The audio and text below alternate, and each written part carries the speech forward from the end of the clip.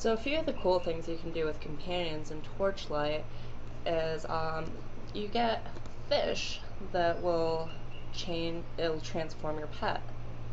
Like this one, he was a dog, now he's this little beetle guy, and he will actually shoot lightning around. You can also change him into a spider, and to get the fish, you just find a fishing hole somewhere and stick your fishing pole in there for a minute, and you'll get a fish.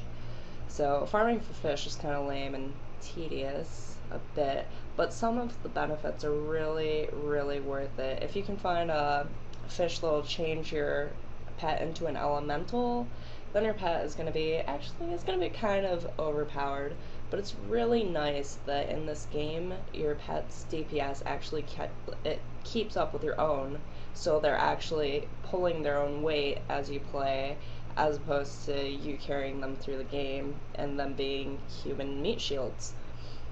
Also, another wonderful thing about pets in this game is they have their own inventory.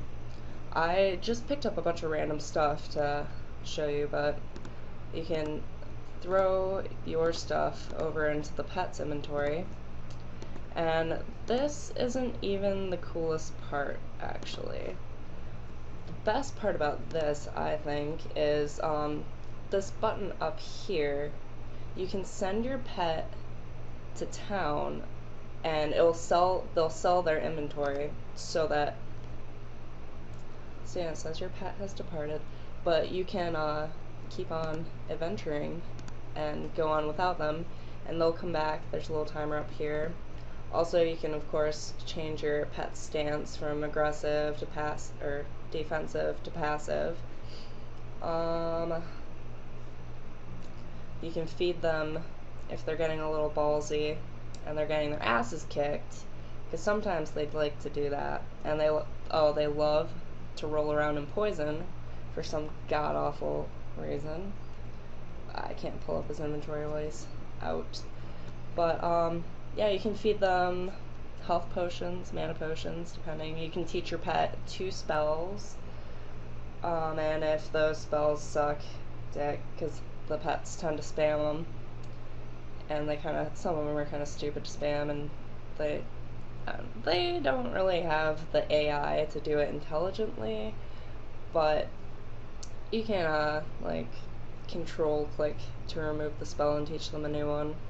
And most harm done is you've lost a spell. I have a few spells in here.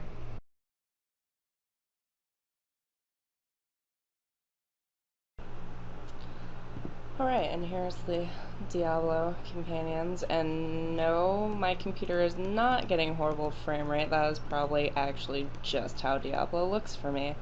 Alright, you get, if you can hear that, that is the reason why I hate these guys. Anyway, you get the option of 3 companions in Diablo 3. The Templar, who is the tank, Scoundrel is like the demon hunter, ranged, Enchantress is the mage, Enchantress. I am a demon hunter, so I have to typically use the Templar. You can hire him. Oh god, they're annoying. You can talk to him. I don't know why you'd want to. You can retrain him. You can... What? Alright. You can select their skills. Heals you with the Templar. Taunts. I don't usually go for the heal because I get one-shotted anyway in Inferno, so that does not make a fucking difference for me. You can slowed or life regen. Go with slow.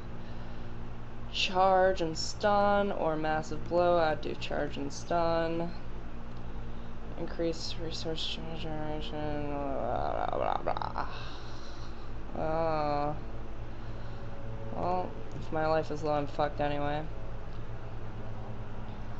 And then it's got strength and dexterity. You can equip a weapon, which you cannot equip a weapon for your pets on Torchlight. But, however, he's only going to be as good as his weapon, whereas the pets on Torchlight keep up with their DPS, which is nice. He's got a shield, then same as Torchlight, you get 2 ring slots, amulet slots, but you also get a token that you can stick in here that gives him some extra shit. I don't know why he has that. That's kinda stupid. Or the Enchantress. You can only have 1 companion at once, of course. She also has the shit you can train in her inventory. You can't put things on her. I never use her because I'm a demon hunter, so she's like, yeah.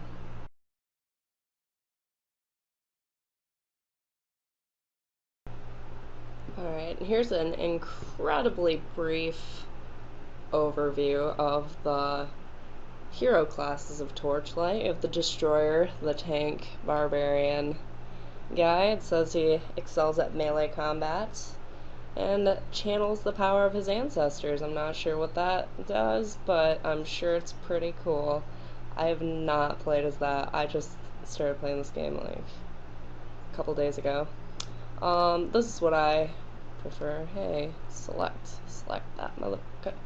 Alright. Vanquisher is like Diablo's demon hunter. Arranged class, and then here's the mage, or the alchemist, whatever you call it. And then you also get the option to choose if you want a dog or a cat. The cat doesn't look too bad, actually. Like, I'm not a cat person, I'm a dog person, but that cat, I pictured Hello Kitty in my mind for some reason. And you can name it. You can name it Asshole if you'd like. I'm sure you could even name your character Fuckhead. Let's see.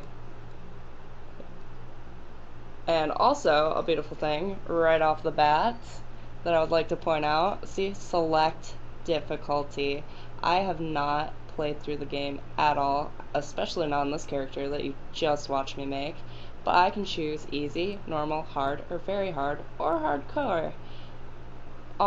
In Diablo 3, not so much, unless you want to play through the entire game on each difficulty to unlock the next difficulty, because they hate you, I guess. Also, you can't name your character Fuckhead on Diablo. You'll get an error message saying that it's foul language. Also, see, look, I get like 90 frames a second on this game on a shitty laptop. I get like 12 on Diablo. Okay, and that is it. There's 3 classes. For Torchlight 4, they're gonna be doing 4 new classes, I think. And I think and guess whose fucking servers are down? You'll never guess. Anywho, these are the 5 classes of Diablo. To your left, far left, you have a female wizard, which do exactly what you'd fucking think they do. Wizard shit. To the right of the wizard, you've got crap, what are they called?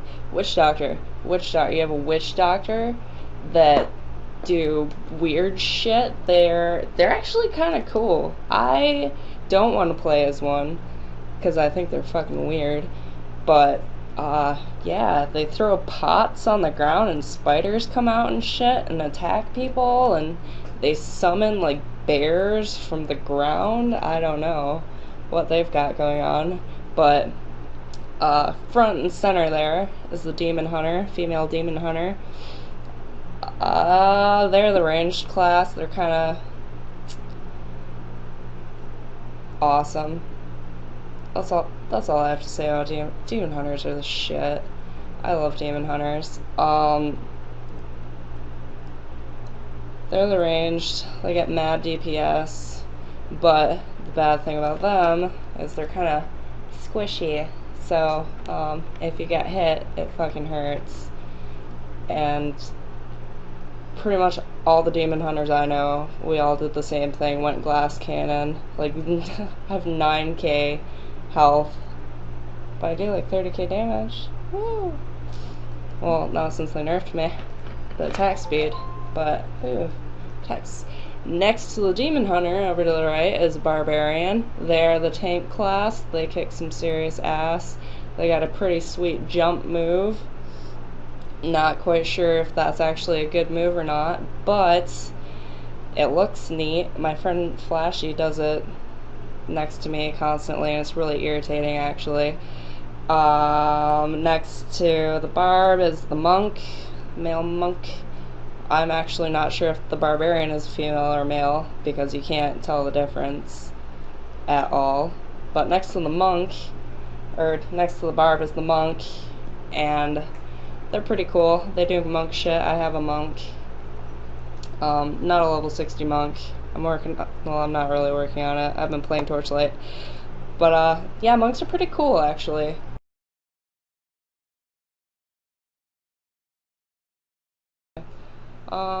This guy. Alright. And this is gem making. In Diablo is highly overpriced. But this one, it's simple. Take 2 of the same gem and transmute it, and you get the next tier of that gem. And that's how it works. Doesn't charge you anything, just does it. Once you do it, you can't undo it, obviously. Socketing works slightly different than in Diablo. Diablo, you can just have him remove it. Here, it's going to remove it, but it's going to destroy your item. So that's shitty. This one destroys gems, keeps your item. There's no combination of the two. It's one way or another, your shit's gonna get destroyed. That's all there is to it. Yeah, and you can just keep combining gems until you get the highest tier. I'm not sure what that is, but it's not this one, obviously. And Diablo thinks they're gonna keep me down and keep me from making videos by taking their servers down. I don't think so. Right now, because the server's still down, this is a picture of the gem combiner. At the top you see the show all drop down menu. That'll right now it's showing you all of the gems ever. You can also switch it to have materials, which will only show you the gems that you can actually combine, which is actually nice, and I like that level of organization. I'll give Diablo that. Also on the side you can see the very, very right, just cut off on the screen, that full gem, a gem with a socket, and then the up guy thing. The first gem thing is what we're on right now, is the gem combiner. The second one with the gem with the socket behind it is where you would go to remove a gem safely from an item, where you still have the item and the gem, which is very nice. It's very nice, and as you can see here, we're on a flawless square amethyst, and it costs 20,000 gold to craft it. And the price raises the higher you go up, of course, and you need to find, these are dropped, tomes of secrets to do square and up, and you'd need tomes of jewel crafting to even raise your jewel crafting to be able to make them. So, and that also costs money. I think it starts off at like 100 and goes up to like 10k or 20k or something stupid. But this is not my account. I just took a picture off of Google. But that's how the gem crafting seems to, well, how it does work in Diablo. So a slight, well, actually a pretty major difference between this and Torchlight. I actually like the jewel crafting better in Diablo because the level of detail into the being able to remove them, being able to combine them and see actually what the fuck you're doing and what you're about to make. It also requires you have 3 of that gem, and 2 of the tomes of secrets are for the lesser ones, like the flawless plain amethyst. You need tomes of jewel crafting, which can be found any levels, normal, hell, and nightmare. I think hell might actually, no, I think tomes of secrets are only in inferno. So if you really want to get up there and start making like flawless, perfect star rubies or whatever, you better work on that.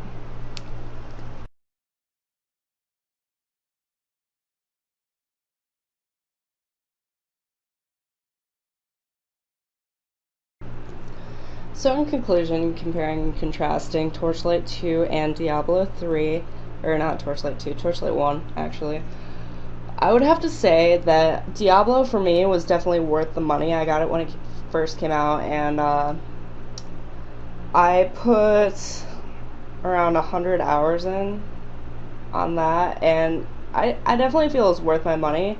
It's lately, once they started patching and nerfing things, that is when I started to lose my will to play it. I'm not saying it's awful, I'm just saying that it's fucking terrible now, actually, is what I'm saying. But, Torchlight 1 is, so far, it's pretty great. It's, very, very similar to Diablo, only without the patches, and, it supports offline. Diablo does not. It makes you log in 500 times and do the secret Blizzard handshake to fucking get access to your account. And Torchlight is pretty great. It's offline. There's actually a modding community for it. You can download some mods. One of my friends told me there's a mod that made the merchants, vendors in town, sell fish for your pets. So that's pretty cool. I'm definitely, modding communities are always a great thing to have because it really adds to the replayability of a game. Like Morrowind, Oblivion, those two, the modding community for the Elder Scrolls games are amazing.